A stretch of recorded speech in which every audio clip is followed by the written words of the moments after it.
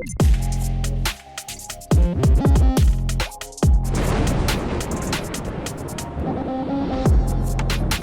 man, the myth, the legend, Dom, bringing the ikraum. Hey, here it is again. I like this deck. It's Dom. I don't know anyone else who is performing with this deck or even playing this deck. Really, when you look at who's placing with ikraum, you see Dom's name across the board. ikraum being brought by Dom, who has been playing this deck for quite a while and been performing with this deck for quite a while. I remember getting into a big argument with a bunch of ad-nauseam players and being thrown an ikraum list to show me, just how fast decks can be. And this definitely looks like one of those that's trying to just be as fast as it possibly can. A lot to like here. It's just a very good list. Properot here. And you're right, getting the City of Traders. I think this must be the Adnaz, right? Unless they're just desperately trying to get an Ikra out.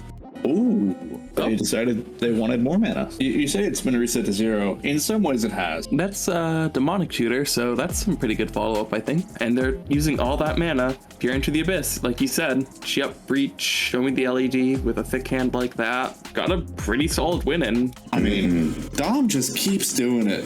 I don't see anyone else playing ikraum, but Dom brings it every time, and he top 16s most of them. So, I have a friend that plays ikraum on occasion and never seen them play as well as Dom.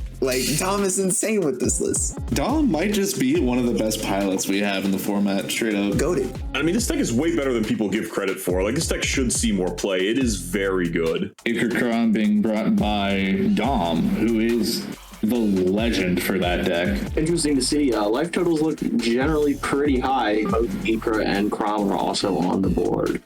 Which is why Dom's at 46. So Dom in a very good spot here. Here. See if this one resolves. Well, actually, if the Veil did resolve, they can't counter that. So the odds of pure whiffing are so ridiculously low, especially for a deck like this. ikraum is built heavily around being able to win super easily from that pier. Yeah, there's just so much mana right now that this player has access to. Diabolic and get another tutor. I think it's because the Sisei player tried to tutor. Thunderclap. That's an interesting one.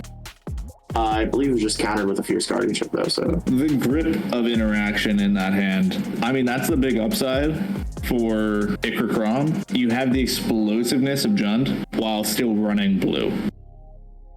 Ooh, we are seeing the endurance. Endurance. It's getting answered, but yeah, when you've got half your deck in your hand, it makes it hard to stop there most of the time. Swooping here. Showing the Thassa's, be like, yeah, I've got it, we're good. More people should really play this deck. It is good. I know Ikra looks like a meme, but this deck is good. And the big butt, honestly, makes a difference. Would you say you like big butts and you cannot lie? I definitely know Dom does. Nice deflection there, Fetch. Hi, welcome to Scrollback, your best source series content from the UK. I'm Dom. And I'm Danny, and today we've got something special for you. We're going to talk about Dom's multiple time top 8 deck in Chaos tournaments, ikraum. So let's get into it. Oh yeah. Oh yeah. So Dom, it's your deck, so there's no point in me talking about it. So tell us why you play it, how you play it, and why you've played it for so long, why you've persevered with this deck. I was looking for a deck to use, and I was watching Play to Win at that time. That was my main source of cEDH content. Dylan at that time was playing ikraum, Green Grixis. Right. And I thought that was really fun. Dylan sold the deck really well, and it won plenty of games. And I've never looked back since because I love the deck. Obviously tweaked it since. From playing in tournaments, I've learned what works and what doesn't. I've geared the deck towards what I wanted to do, which is just casting ad nauseam pretty quickly. Yeah. Because it's got all the rituals in it, barring the regular Grixis stuff. It's got Tinderwall, it's both Spirit Guides, it's got Culling Ritual, which is busted. Kind of brings me on to changes that you've made and why you've made them. So what cards did you cut and why? There's some out there that people have pointed out that they think you should run, but I know from playing against you have ran them. Is there any that spring to mind? I mean, some of the cards went pretty early, like Vexy Shusha was in there, because it seems like a great idea to make all your stuff uncountable just for a bit more mana, but it's just a bit slow for the deck. Metamorphos is a card I keep trying to make it work, and it just doesn't make it. It's such a good card. It's such a good card. Not though, is it?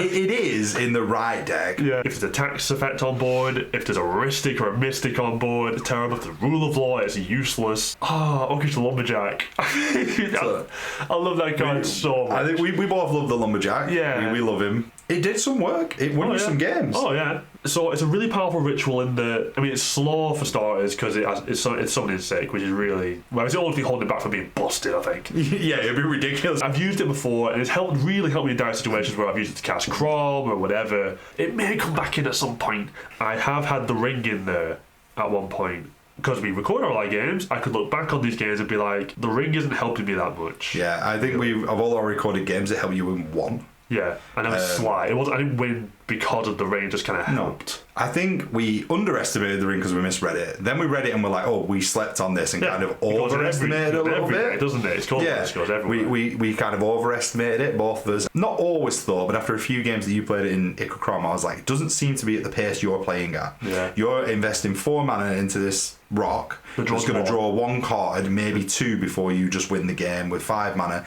It wasn't quick enough. So I didn't see that as a shocking cut. Yeah. One that I didn't see as a shocking cut, but some others did, was wheels. Yeah. Is there a reason why you only run 1 wheel? I've never been a big fan of Time Twister because I'm Underworld Breach deck, so I want a big graveyard. I never really considered seriously Wheel of Misfortune because I think it's just not great. I'm not a fan of Wheel of Misfortune. Wheels are bad because they refill other people's hands, but if you give them the option of whether they want to wheel or not, they become a lot worse. I had Windfall and Wheel of Fortune in there for a long time, but every time I had Windfall in my hand, I didn't really want to cast it. I wasn't shocked about that because you never enjoyed casting wheels. No, but Wheel of Fortune though is a great card. Yeah, I think Wheel of Fortune is the best one. I understood why you cut those because I'm not the biggest fan of them. It always looked to be the first things that I cut in deck. The most notable exclusion I suppose,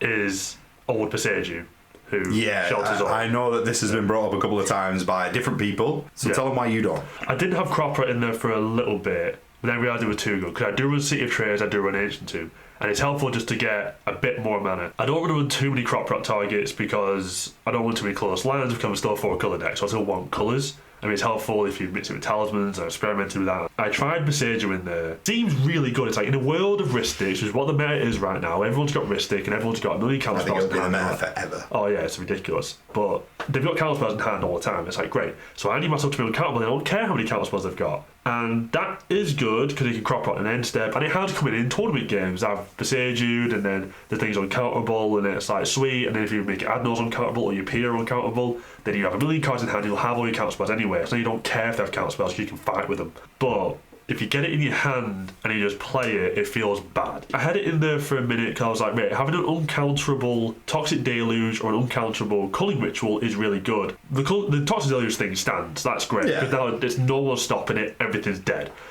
But if you're doing it for a Culling Ritual, you'll have an uncounterable Culling Ritual, everything dies, you get all your mana, they'll just counter the next thing. Yeah, they'll just wait and then everyone starts from 0. Yeah, it's better just to pick your window better. But you run something instead of Passagiu. Yes, I run Emergent Zone, and that's a card that I don't see a lot of lists running. You didn't crop rotation for it, but there is a game on the channel that we've released where you win off Emergent Zone and Necropotence. Yeah, because sometimes I don't crop rot for it. I just play it, it sits there. Because Emergent Zone itself isn't scary until there's something else going on. So you just lay it out there's a land. I've seen you win off the Emergent Zone multiple times, and it works every time because it's a very powerful card. So I understand why that's in, because I know that got questioned. The answer is there. And it comes in untapped as well, which is valuable. Yeah, that's massive over Passagiu. A lot of my deck building, because the deck is so quick, and I'm really focused on speed here, a lot of my focus was, I fell sour on the deck when I was gearing it towards, okay, I want to do well in the mid game. Mm-hmm.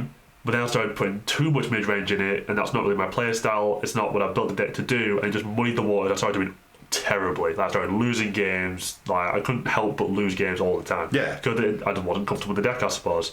And then my focus was like, right, I keep mulliganing Law, and I don't have Timner or anything like that to like dig me out of that. No. So it's like a 5-drop commanders, I might never get to them, but why? So I put most of the focus on the deck on having good early starts, as in good mulligans. So if I'm just like the thing I was saying before, Windfall, like there's 3 drops and these tapped lands and stuff, and if I'm just like mulliganing out for going to 4 every single game, which I was doing for a little while. Oh yeah, I remember there was a streak of you mulliganing Law and doing nothing. Mean Betrayal was never in. Notion Thief hit the bricks because it was too clunky for what you were doing. Even Sylvan Library, which is a great card, hit the bricks. It was a heartbreaker, but they've not hit the bricks. And you started to change tack, and you went back to being the player I used to know, the player I used to play against, who was fierce in the early game. And if I didn't have a rule of law or a deafening silence or something to put the brakes on you, it was going to be hard to keep up with you. What's the favourite one? What's the favourite change you made that really made you think, I'm back now?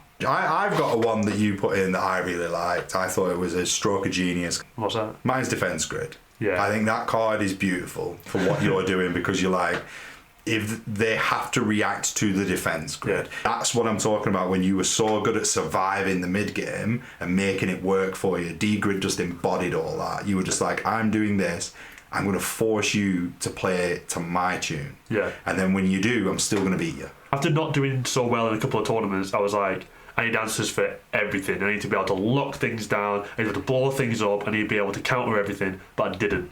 I needed to survive, or just go for it so no one can stop me, or just survive and then pick my window, boom, explode, win. And Defense Grid is great with that because I'm not in white. White's extremely powerful because mainly of silence effects and grand abortion type effects, and I don't have that. If you can put a D-Grid down, you're like, I don't care how many you draw. You said it in one of our videos, there's that I'm editing at the moment, you said to Jake, there's an advantage to being the surprise deck. Your deck manages to do that even though you played it so many times at Chaos tournaments, because people still don't know what ikraum can do. You've played it for so long that you've got to a mastery of the deck, so people are like, oh, he wants to gain a bit of life, cast an Adnors, and then he's like, bang, bang, bang, turn 2 Pia. It's a crazy deck, and I think it highlights the effort that you put into it, because people would go a different way. You know what I mean? Some people play Bolas's Citadel, a deck a card you never even considered putting in the deck. For me, I wouldn't, unless I was running the Goblin package and Entomb and just ways to really it's a lot of card slots. It's a lot of card slots. Like I never considered seriously the Bolas Citadel because you're a Pia. And I think Pia just, because people complain about Pia that it has too many interaction points, as in it can be swatted, you can't play it with the Ballmasters out. But Ballmasters have been out, and I'm colour ritual all the way, and then cast my Pia. I've been fine. Or you can Veil of Summer, and then you don't care for Ballmasters out because you can't be targeted by it. Little known 1 mana card, Veil of Summer. That replaces itself. A 1 mana ridiculous card. Even the roughest Pias I've ever got, I've found a way to win. Just because you can make the mana, even if it's only just enough, you can make the mana, you can do the thing. Like, Adnors can always go wrong. Necro can more often go wrong. Necro can really bite you in the boot. You have to really prepare for a Necro. But Pia can just be like, boom, and you just get there. Is more reliable than ad nauseum when it resolves. If it resolves. You draw way more cards. Resolve is the hard part. You just have to be smart about playing at the end of the window thing. Think about Ballmasters, think about redirection effects, all that, and just be prepared for it. You were talking about protecting yourself from Ballmasters. You run Ballmasters, right? I do. Some people don't. Some people don't. They say don't progress the game plan and blah blah. Some people talk like, oh, it's not going to be as good as people say it is.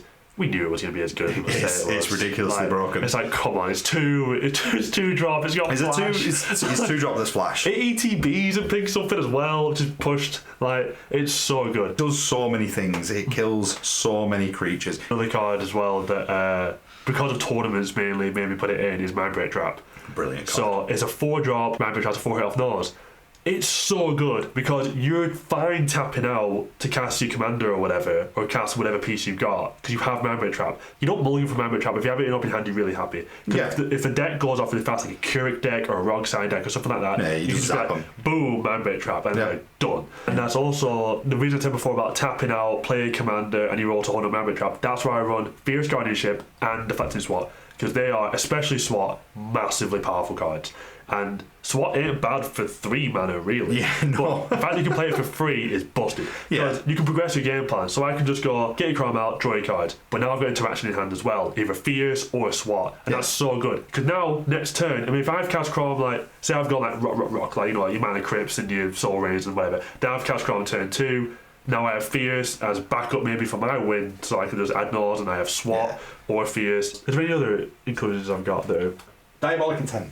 Because I'm in green, I run Dorks, I run my Deathrite Shaman, my Ignoble Hierarch, my Birds. I only run 11 creatures and 2 of them are Spirit Guides, so it's like, that's not a lot of creatures, but Call of the Week and Diabolic Intent are really powerful cards. And a lot of the time, my turn one can be Land, Soul Ring, Talisman, Door, something like that, something along those lines. I can hold back if I want to. So maybe my plan was to go, Land, Crypt, Talisman, or I could just go Land, Tinderwall, Land, Harrock, and they're still pretty powerful players. Yeah. Because Land, Dork, come back round, Land, Research Study is not a bad player pattern. No, I mean, turn 2 Research Study wins games. Because I run on little creatures, I usually have a creature on board that I can afford to get rid of. To be able to go Land, Dork, come back round, Land, tap the Dork for black mana, pull the weak hit away, then you can cast your Noise of one more land, and you have a land for Counterspell as well. Call the Week's a bit on the rope, sometimes I take it out, sometimes I don't. It's very, very powerful, I really like it. Diabolic Intent I feel like needs to stay in because you want a high density of tutors. Considerations for that is like Grim Tutor, Praetor's Grasp, things like that. They cost 3, and 2 to 3 is pretty big. You could just play out your Dork, then pay a generic and a black, Diabolic Intent it away, and now you got basically a Grim Tutor that doesn't cost life. Having high density of cheap tutors because sometimes you don't get all the stuff you want in your pile, in your Knowledge pile, sorry. Yeah. So you just tutor for usually a Breach, because that's the easiest way to win, and then you just go away. And then you can get rid of your Dockside, recast Dockside, you can get rid of Thoracle, recast Thoracle for Breach and stuff. I remember like that. you saying you were thinking about taking Diabolic Intent out. Yes. And I said, I think one of the reasons I give you to keep it in, I was like, after Nors, the one thing that can get you if you're doing a Thoracle win is Crom. Someone casts 2 spells and you get Cromed and you're dead and you cry. You can intent him away to go and get another piece of interaction. Then Thoracle Consul, knowing you can't Crom. They can't do anything about it. They can't stop you sacrificing the Crom because it's a cost. So even if they counter the spell, the Crom is gone, you can't Crom him. There's 2 cards that you did run for a while at separate times. I don't think you ever run them together. The wipes, Fire Covenant and Toxic Deluge, 2 wipes that you pay life into. You used to run both of them. They did seem to do good work for you. Yeah. Is there a reason why you don't run them anymore? So in the current latest iteration of the deck, I've moved more towards Assassin's Trophy and March of Swirling Mist. Fire Covenant and Toxic Deluge usually compete for the same spot because they do very, very similar things. I was on Deluge for quite a while and it was really good for me. In tournament play, I found that it was a bit slow. Fair. I would use pretty much my whole turn just to Deluge and couldn't really do much more because it cost 3 mana and a bunch of life. So it was rough in that way. So it's like, maybe I shouldn't use Deluge, maybe I should run Fire Covenant, or Bosch and Roll was really big on Fire Covenant, so it's like, maybe I should run that. And it did do work for me again. But it's 3 mana, 2 coloured pips, you pay a life into it, and it is really good. Usually I only want to get rid of a couple of things, because usually in tournaments, from what I've seen and the ones I've been in, it tends to be quite a fast meta. Yeah, so there's not many things on board, and usually other people want that stuff gone as well. So you can just pick your spot for that. You don't need to get rid of everything. You just get rid of a couple of things. Yeah, Astrophy does that. Abrupt Decay does that. March can get rid of multiple creatures. None of them cost life, which is a resource for you. Yeah, well, March can get rid of, for the same amount of mana, you can get rid of 2 things. And it's not permanent removal, but I don't think you really care about that in my sort of deck. You need it gone just for your turn, so to do on someone's end step. That's almost better. Yeah, and phasing out's pretty good too. So I'm really testing out March, because I used to be on March ages ago and stopped, but giving that another chance. March also does the opposite thing of protecting you from other people's deluges and other people's covenants. Yes, protection as well. You can respond and be like, well, I don't want my Crom and Ikra to die, so I'm going to march these 2 guys away, and then nobody else has got a field, and you've got 11 life waiting to be had. They're almost like honourable mentions / considering pile, because they're very good cards. Well, flexi slots, aren't they? That's it. Yeah. And another blue card that I really like, but it's been out the deck for a little while, is Ledger Shredder. So we're both really big on Ledger Shredder, and he is really good. He fuels your breach, and he gets huge. And it probably will again make it into the deck as another flexi card that comes in and out. It's not been in for a little while, and I really like it. The problem was that, I mean, with Crom out, he's insane. We can only draw in 2 and discard in 1, and that's so powerful. But it's hard to find slots for these because I'm in 4 colours, so you can run a lot of good stuff. So, but I would like to put him back in the deck. He's so close. Ikra being a 3/7 though is huge as well. To mention that, it's a huge blocker. Like, he gets 1 million life off his trigger. It's such a good card. Yeah, I mean, seven life in an ad nauseum deck is like 10 cards on average, if not more. Do you know what I mean? It's ridiculous. And when you hit him with Crom and Ikra, it's 11 life. That's like an ad nauseum all on its own. You know what I mean? It's stupid. There's a lot going on in that deck, but it's all pointed in the same direction. I think my deck excels in it can just present threats quite a lot. Yes. Because of stuff like Culling Ritual, just producing a lot of mana, extra rituals like your Tinder Wars and stuff, is you can just get back to the mana again and then just go again. Ooh, that's a card as well. You can add Gnaws and gets counter whenever. Does Nocturne Survival at the top. And then just try again. Because he's got that resilience, there's many times where I've stopped him. Most decks will take a turn to rebuild, or a couple of turns to rebuild, and he won't. He'll just literally the next turn, I'm back on it again. That's what this deck presents. I think that's what's attracting people to the deck now. They're seeing you do it. They're seeing the backbone that the deck has. It's possible. Yeah. I said it at the end of a video, man. Don't let people tell you what's the right and wrong deck to play. If you'd have listened to what people were saying, which you did with your deck, but if you'd have actually changed deck, you wouldn't be here now. No. You'd be playing a deck you don't like as much. Yep. Because you'd have gone, well, this is the best deck, so I'm going to play that. But it's not all about playing the best deck. It's about playing the best deck for you. Like, that's it. Get that on a t-shirt. I found mine early. He found his early. You know, mine ain't going to top 8 as much as his, but you know, I'm going to have fun trying. And that's all I care about. That's why you win games, because you're enjoying playing the deck. Means you want to put those reps in. Those early mulligans of, like you're saying, just getting progression on the board early is something I've seen probably more than any of your other opponents. I've seen it happen week in, week out, 3 or 4 times a night. I know what I'm going to see when he takes 7 cards. Quick mana, and then once the mana's on the table, there's one turn you get where you're like, I know he's not going to win, and it's the turn he casts Crom. And then after that, he's always live. It's a horrible situation to be in, and that's the situation this deck puts you in more often than not, because of, as I've said, it's got the pace of a Grixis deck with the backbone of a green deck. So, you know, once it starts putting win attempts down, it's probably going to keep doing it turn after turn until it wins. And that's kind of what I wanted to cover in this video, was it's a deck that's slept on, and everyone else kind of going, well, that's a little bit different, isn't it? We like to see an outlier every now and then. They've got one good commander. Yeah, you hear that a lot. They've got one good commander. We hear, well, it's nice to have a novelty in the game, and it's like, you clearly haven't played against it. It's not a fluke when you repeatedly get it. These happen because of practice, because of thinking, because of not listening to what other people that don't know him have told him and going, no, I think this is correct. I think I'm the only one that's ever properly influenced a card you put in your deck. You know what I mean? There's 1 or 2. I think Diabolic Intent was one that I was like, no, you have to run that. Yeah, well, since I got influenced too much and made the deck bad, because I remember I said it to you in my car. I was like, what have you done? Like, what have you done to that? I asked you, I was like, what changes have you made? And you're like, I was like, why? Why have you done any of this? Yeah. Like, why? And you went back and it overnight got better, and then you started building with new cards, and boom, there you go. Like, that's how we got to where we are. But this is, if you're gonna choose a deck that you love, which most players do, get ready for that ride. That ride will happen. Unless you're the second coming of John Finkel himself, you are going to have these moments in deck building where you build a deck and you think, this is great, and it gets flattened repeatedly, and you're like, what is going on? Then you make the changes and it gets a bit better, then you'll make it worse again, then you'll make it better, then it'll hit, you and the deck become in sync, and you start steamrolling people. But if you want to see how Dom's deck does react to that stuff, go and watch the videos.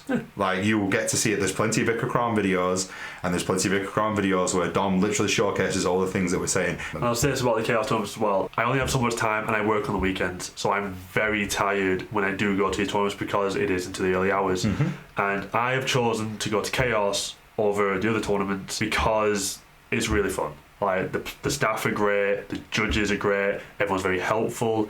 They're very welcoming is what I found. Because you play other tournaments, it can seem a bit sterile, a bit scary, because, like, you know, all the really good players, whatever. It's like, oh, I'm not sure. But super friendly, loads of joking, loads of messing about from Chaos, always a really relaxed atmosphere. They're willing to help you. They'll help you with tech problems. They'll help you with rule stuff. I'm not a big online person, Dom will tell you. It's not my presence. I'm not tech savvy, so I messaged the people at Chaos. I'm not one for doing that, but they helped me straight away. They're like, no, you do this, you are signed up, because I didn't know if I had to do something extra. And I was like, what do I do? And they were like, don't worry about it, we'll call you up. If there's anything missed, you get an hour to sort it out. And I was like, right, sweet.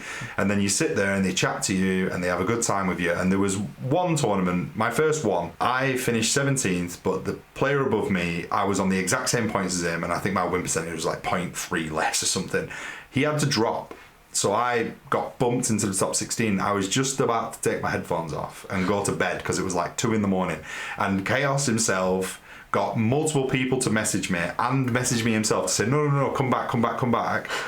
I come back and he spoke to me and he was like, you don't have to, but you've been made into the top 16. Do you want to play? Like, we don't want you to miss. And I was like, oh, definitely. And I got to play in my first tournament in the top 16 where they could have just let me go because I'd bounced. Yeah, they're very good, they're very fair, and they're very non-threatening. Yeah. Because a lot of people that you run into in the Chaos tournament say, this is my first tournament and stuff like that, and you say, oh, how's it going for you? Oh, I'm having a great time. And that was my experience with it. And that's why I carry on playing tournaments. A day of fun where we have met so many new friends from all over the world. So before we end the video, I wanted to just slot in a little shout out to Wine and Dine, who he used a version of my deck with a few tweaks to bring to his local tournament, and he topped forward. So they did really well there, and they're using it for a few more tournaments over the coming months as well. So best of luck to them, and they're actually a Discord member as well, a subscriber. Are you telling me that I should have had him on this podcast and not you because he's top forward? But well done to Wine and Dine anyway, because we're all about support here. Well done. And stuff, you know. Well done. Yeah. Well done for nullifying this whole thing. Yeah, we can all bring each other up. No, in all seriousness, Wine and Dine himself said he saw your deck and wanted to play that, which I have not spent this whole podcast saying Dom's pioneer might not be the correct way because other people played this deck before he did, but pioneered the correct way of, I think, playing this deck and doing really well with it and making a deck where people go, oh, it's got one good commander to, oh, I want to play that. That's this guy. Like, I give him shit. That's because I don't want his head to get too big. Because the amount of, you know, love he's been getting off all sorts of people, I'll not be able to get him fruit door to do these pods, so I keep his feet on the ground. Let's keep his feet on the ground, you know what it is. As usual, you'll find the links to our Moxfield, Discord, Instagram and TikTok in the show notes, so come and join us there. Christmas specials coming up, and it is a banger. It is an absolute banger. Game's brilliant, so really got to be there, check that out, and get all the family around. Christmas time, family time, right? Turn the fire on, watch them move to Chrombat. What's more Christmassy than that? Discord, if you love the Christmas theme so much and you think, oh, I want to play with these guys, well, you can. Discord. Every Wednesday night, 7 p.m. UK time, me and Dom will be on the Discord. Instagram, tell you when special things are happening. TikTok, funny videos of what Dom's opening in envelopes every week, what I'm opening in envelopes every week, because when we buy new cards, new decks that I'm building, I'm going to start doing like mini deck techs of some of the decks that I'm building. Got a Yorion deck on the way for cEDH. I'm going to, once I've got that finished, I'll do a little breakdown of that over a minute. Things like that are on the TikTok, as well as reminders of new videos. So come and check it out, get on there, give us a follow, give us a like. Most importantly, like, comment, share, subscribe the YouTube channel. That's the gravy train right there. We need that doing. Help us with this algorithm. We're progressively getting bigger all the time, but we want to get better. We want to do more. So keep going with that. Keep commenting, keep liking, keep subscribing, keep interacting with the video. It means a lot. We really enjoy it. And this weekend, just like every other, we'll have another cEDH gameplay video ready for you. So we'll see you then.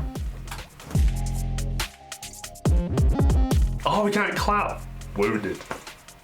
Oh, we could. Let's get into the cast. Yeah.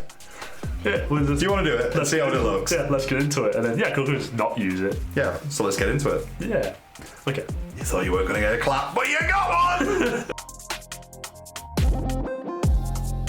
Just gonna throw this out here for Dom. They want you to subscribe to Move to Crombat on YouTube. That is evidently their channel, and also the name of their deck list.